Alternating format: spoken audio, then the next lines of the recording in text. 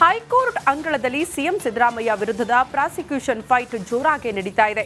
ಇದರ ಮುಂದುವರೆದ ವಿಚಾರಣೆ ಇವತ್ತು ನಡೆಯಲಿದ್ದು, ಇವತ್ತು ಶಶಿಕಿರಣ್ ಶೆಟ್ಟಿ ವಾದ ಮಂಡಿಸಲಿದ್ದಾರೆ. ಈ ಕುರಿತ ಒಂದು ವರದಿ ಇಲ್ಲಿದೆ ನೋಡಿ.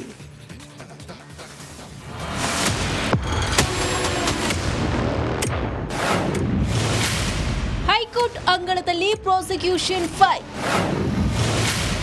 ಅಡ್ವೊಕೇಟ್ ಜನರಲ್ ರಿಂದ ಇಂದು ವಾದ ಮಂಡನೆ.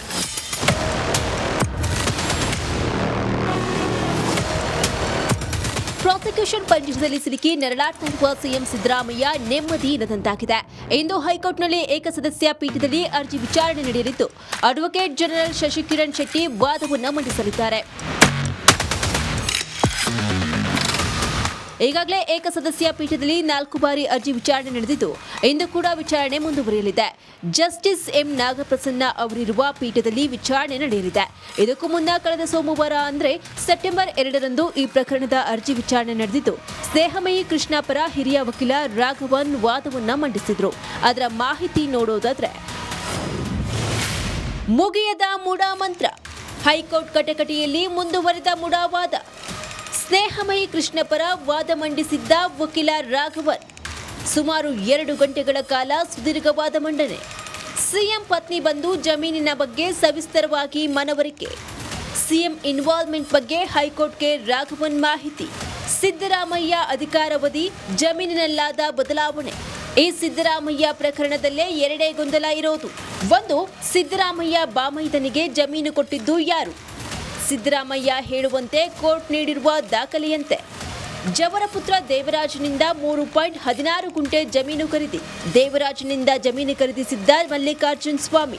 ಅಬ್ರಾಹಂ ಸ್ನೇಹಮಯಿ ಕೃಷ್ಣ ವಾದ, ನಿಂಗ ಎಂಬುವವರ ಜಮೀನು, ಜವರ ಎಂಬುವವರ ಜಮೀನೇ ಆದ್ರೆ ಸಿದ್ದರಾಮಯ್ಯ ಸೇಫ್. ಒಂದು ಜಮೀನು ಪಕ್ಕ, ಮುಡಾ ಭೂ ಸ್ವಾಧೀನ ಮಾಡಿದ್ದು ತಪ್ಪು. ದೂರುದಾರರ ವಾದದಂತೆ ನಿಂಗನ ಜಮೀನಾದ್ರೆ ಅವ್ಯವಹಾರ. ಸಿದ್ದರಾಮಯ್ಯ ಆಗ ದೂರುದಾರರ ವಾದದಂತೆ ತಪ್ಪಿತಸ್ಥರಾಗ್ತಾರೆ. 14 ನಿವೇಶನ ಪಡೆದಿರೋದು ಎಲ್ಲವೂ ಸುಳ್ಳು ದಾಖಲೆ ಎಂದಾಗುತ್ತೆ. ಕಳೆದ ವಿಚಾರಣೆಯಲ್ಲಿ ಸ್ನೇಹಮಯಿ ಪರ ವಕೀಲರಾದ ರಾಘವನ್ ವಾದವನ್ನ ಮಂಡಿಸಿದ್ರು. ಎಲ್ಲರ ವಾದ ಪ್ರತಿವಾದ ಕೇಳಿದ ಬಳಿಕ ಮುಂದೂಡಲಾಗಿತ್ತು. ಇನ್ನು ಮತ್ತೆ ಮುಡಾ ವಿಚಾರಣೆ ನಡೆಯಲಿದ್ದು, ಏನಾಗಲಿದೆ ಅನ್ನೋದು ಕುತೂಹಲವಾಗಿದೆ. ನಾಗರಾಜ್, ರಿಪಬ್ಲಿಕ್ ಕನ್ನಡ, ಬೆಂಗಳೂರು.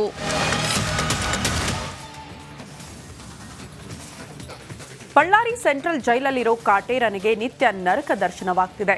ಈಗಾಗಲೇ ಡಿ ಗ್ಯಾಂಗ್ ವಿರುದ್ಧ ಒಂದು ಚಾರ್ಜ್ ಶೀಟ್ ಸಲ್ಲಿಕೆಯಾಗಿದ್ದು, ಒಂದಷ್ಟು ಸೆಕ್ಷನ್ಗಳು ದಾಸನ ವಿರುದ್ಧ ದಾಖಲಾಗಿದೆ. ಇದು ಯಾವ ರೀತಿ ಸಂಕಷ್ಟ ತಂದೊಡ್ಡಬಹುದು ಅನ್ನೋದರ ಕುರಿತು ಒಂದು ಸ್ಟೋರಿ ಇಲ್ಲಿದೆ ನೋಡಿ.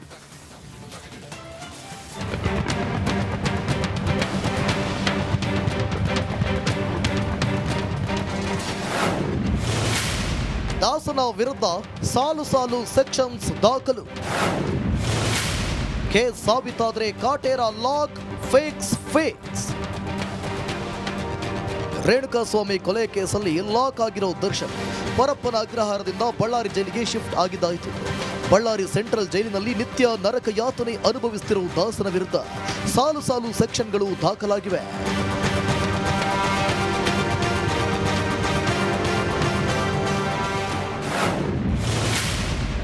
ರೌಡಿ ವಿರುದ್ಧದ ಸೆಕ್ಷನ್ಸ್. ನಂಬರ್ 1, ಐಪಿಸಿ ಸೆಕ್ಷನ್ 302 ಅಪರಾಧ ಕೊಲೆ ಆರೋಪ, ಶಿಕ್ಷೆ ಜೀವಾವಧಿ ಅಥವಾ ಮರಣ ದಂಡನೆ ಮತ್ತು ದಂಡ. ನಂಬರ್ 2, ಐಪಿಸಿ ಸೆಕ್ಷನ್ 363 364A ಅಪರಾಧ ಕಿಡ್ನಾಪ್ ಕೊಲೆ ಉದ್ದೇಶ, ಶಿಕ್ಷೆ ಜೀವಾವಧಿ ಅಥವಾ ಮರಣ ದಂಡನೆ ಮತ್ತು ದಂಡ. ಐಪಿಸಿ ಸೆಕ್ಷನ್ 201 ಅಪರಾಧ ಸಾಕ್ಷ್ಯನಾಶ, ಶಿಕ್ಷೆ 7 ವರ್ಷದವರೆಗೂ ಜೈಲು ಮತ್ತು ದಂಡ. ನಂಬರ್ 4, ಐಪಿಸಿ ಸೆಕ್ಷನ್ 506 ಅಪರಾಧ ಕ್ರಿಮಿನಲ್ ಬೆದರಿಕೆ, ಶಿಕ್ಷೆ 2 ವರ್ಷ ಜೈಲು ಅಥವಾ ದಂಡ. ನಂಬರ್ 5, ಐಪಿಸಿ ಸೆಕ್ಷನ್ 330 ಅಪರಾಧ ಮಾರಣಾಂತಿಕ ಹಲ್ಲೆ, ಶಿಕ್ಷೆ 7 ವರ್ಷದವರೆಗೂ ಜೈಲು ಮತ್ತು ದಂಡ. ನಂಬರ್ 6, ಐಪಿಸಿ ಸೆಕ್ಷನ್ 120A ಅಪರಾಧ ಅಪರಾಧಿಕ ಕೃತ್ಯ, ಶಿಕ್ಷೆ ಅಪರಾಧದ ಆಧಾರದ ಮೇಲೆ ಜೈಲು. ಐಪಿಸಿ ಸೆಕ್ಷನ್ 384 ಅಪರಾಧ ಸುಲಿಗೆ, ಶಿಕ್ಷೆ 3 ವರ್ಷ ಜೈಲು. IPC ಸೆಕ್ಷನ್ 148 ಅಪರಾಧ ಮಾರಕಾಸ್ತ್ರಗಳ ಬಳಕೆ, ಶಿಕ್ಷೆ 3 ವರ್ಷ ಜೈಲುವಾಸ. ನಂಬರ್ 9 IPC ಸೆಕ್ಷನ್ 120P ಅಪರಾಧ ಒಳಸಂಚು, ಶಿಕ್ಷೆ 2 ವರ್ಷ ಮೇಲ್ಪಟ್ಟ ಶಿಕ್ಷೆ. ನಂಬರ್ 10 IPC ಸೆಕ್ಷನ್ 355 ಅಪರಾಧ ಒತ್ತಡ ಹೇರಿ ಹತ್ಯೆ, ಶಿಕ್ಷೆ 2 ವರ್ಷ ಜೈಲು ಶಿಕ್ಷೆ. ನಂಬರ್ 11 IPC ಸೆಕ್ಷನ್ 143 ಅಪರಾಧ ಕಾನೂನು ಬಾಹಿರ ಸಭೆ, ಶಿಕ್ಷೆ 6 ತಿಂಗಳು ಜೈಲು ಶಿಕ್ಷೆ. ನಂಬರ್ 12 IPC ಸೆಕ್ಷನ್ 147 ಅಪರಾಧ ಗಲಭೆ, ಶಿಕ್ಷೆ 2 ವರ್ಷ ಜೈಲುವಾಸ. IPC ಸೆಕ್ಷನ್ 149 ಅಪರಾಧ ಗುಂಪಲ್ಲಿ ಸೇರಿ ಹಲ್ಲೆ, ಶಿಕ್ಷೆ ಅಪರಾಧದ ಆಧಾರದ ಮೇಲೆ ಜೈಲು. ಹೀಗೆ ಕೊಲೆ ಸಾರಥಿ ವಿರುದ್ಧ ಸೆಕ್ಷನ್ಗಳು ದಾಖಲಾಗಿದ್ದು ಬಳ್ಳಾರಿ ಜೈಲಲ್ಲೇ ದಾಸ ಲಾಕ್ ಆಗುವುದು ಫಿಕ್ಸ್ ಎನ್ನುವಂತಾಗಿದೆ. ಏನಾಗಲಿದೆ ಅಂತ ಸದ್ಯದಲ್ಲೇ ಕಾದು ನೋಡಬೇಕಿದೆ. ಸಿಎಂ ಸಿದ್ದರಾಮಯ್ಯ ಮೂಡ ಇಕ್ಕಳದಲ್ಲಿ ಸಿಲುಕಾಕಿಕೊಂಡಿದ್ದಾರೆ. ಈ ಬೆನ್ನಲ್ಲೇ ಸಿಎಂ ಬದಲಾವಣೆಯ ಚರ್ಚೆ ಗರಿಗೆದರಿದೆ. ಇಂಟ್ರೆಸ್ಟಿಂಗ್ ಅಂದ್ರೆ ಸಿದ್ದು ಆಪ್ತರೆ ಸಿಎಂ ಕುರ್ಚಿ ಮೇಲೆ ಟವಲ್ ಹಾಕಿದ್ದಾರೆ. ಈ ಕುರಿತ ಒಂದು ರಿಪೋರ್ಟ್ ಇಲ್ಲಿದೆ ನೋಡಿ.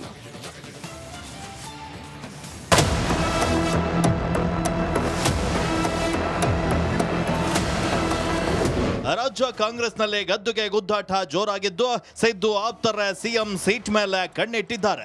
ಬಹಿರಂಗವಾಗಿ ಕೈ ನಾಯಕರು ಸಿದ್ದು ಕುರ್ಚಿ ಮೇಲೆ ಟವಲ್ ಹಾಕಿದ್ದಾರೆ.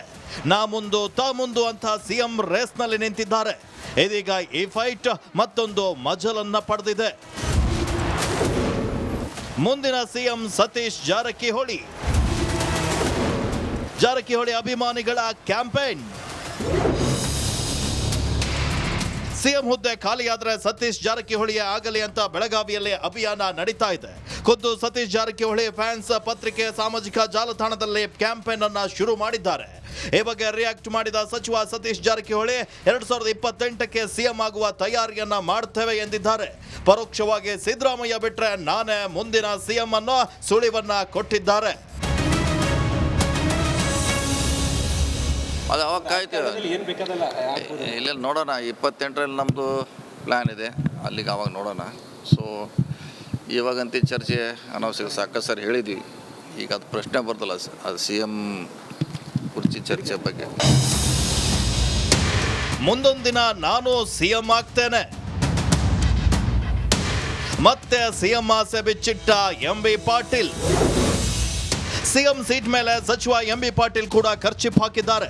ಈ ಸುದ್ದಿ ತಿಳಿತಿದ್ದಂತೆ ಕಾಂಗ್ರೆಸ್ನಲ್ಲಿ ದಿಢೀರ್ ಬೆಳವಣಿಗೆ ಆಗಿದ್ದು ದೆಹಲಿಗೆ ಕಾಂಗ್ರೆಸ್ ನಾಯಕರು ದೌಡಾಯಿಸಿದ್ದಾರೆ. ಪರಮೇಶ್ವರ್, ಸತೀಶ್ ಜಾರಕಿಹೊಳಿ ಬಳಿಕ ಮತ್ತೊಬ್ಬ ಸಿಎಂ ಆಕಾಂಕ್ಷಿ MB ಪಾಟೀಲ್ ದೆಹಲಿಗೆ